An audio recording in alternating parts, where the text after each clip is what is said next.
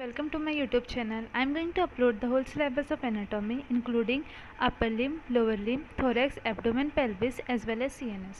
So we have already started with the lower limb session. Our today's topic is popliteal fossa.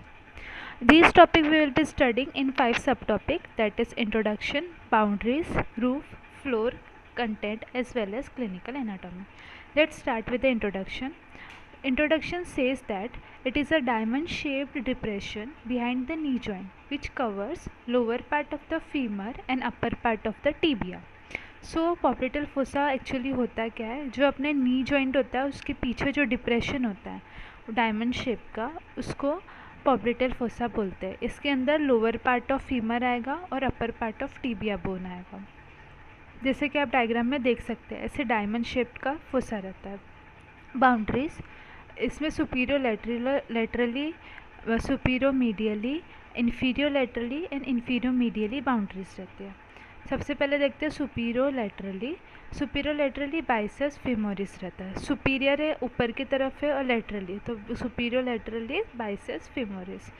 Superior medially ऊपर की तरफ है और medially है. क्या क्या रहता है इसमें? Semitendinosus, semimembranosus, gracilis, sartorius and adductor magnus. 4 muscle इसके सुपीरियर मीडियली रहता है. इन्फीरियर लेटरली नीचे की तरफ और लेटरल साइड पे, इन्फीरियर साइड पे और लेटरल साइड पे प्लांटारिस और लेटरल हेड ऑफ गैस्ट्रोसिनिमस.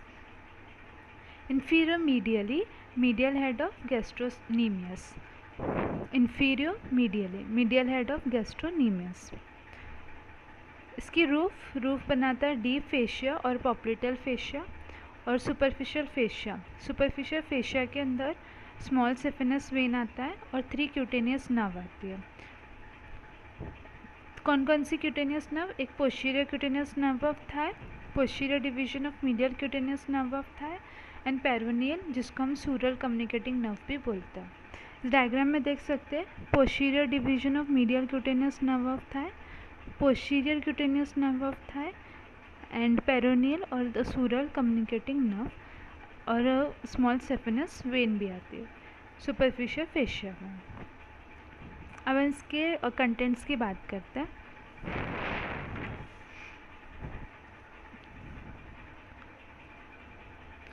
कंटेंट में होता है popliteal artery along with its branches, popliteal vein and its tributaries, popliteal lymph nodes. Popliteal artery भी होती है उसकी ब्रांचेस के साथ, पॉप्लिटल वेन भी होती है उसकी ट्रिब्यूटरीज के साथ, और पॉप्लिटल लिम्फ नोड्स होता है. उसके साथ में टीबियल नर्व होती है along with it branches. Common peroneal nerve भी होती है, posterior cutaneous nerve of thigh भी होती है, और genicular branch of obturator nerve and fat. इतने सारा इसके कंटेंट है. Floor popliteal surface of femur बनाता है, कैप्सूल ऑफ नी जॉइंट और ऑब्लिक पॉप्लिटल लिगामेंट और popliteal muscle which is covered by its fascia. ये 3 चीज़ इसका फ्लोर बनाता है, popliteal surface, capsule of knee joint, oblique popliteal ligament और popliteal muscle covered by its fascia. ये आप डायग्राम में देख सकते हैं. वैसे ये टॉपिक 5 मार्क्स के लिए ही आता है यूनिवर्सिटी एग्ज़ाम में, तो आप में इसमें से कोई भी 2 डायग्राम बनाए तो सफिशेंट है.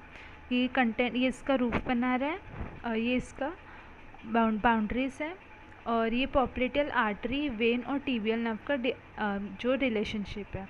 इसमें टीबियल नर्व आगे रहती है सबसे पहले, और टीबियल नर्व ऐसे दोनों आर्टरी और नर्व को क्रॉस कर, वेन को क्रॉस करती है टीबियल नर्व. सो अपर साइड में जो टीबियल नर्व पॉप्लिटल वेन है वो लेटरली रहती है और पॉप्लिटल आर्टरी मीडियली रहती है.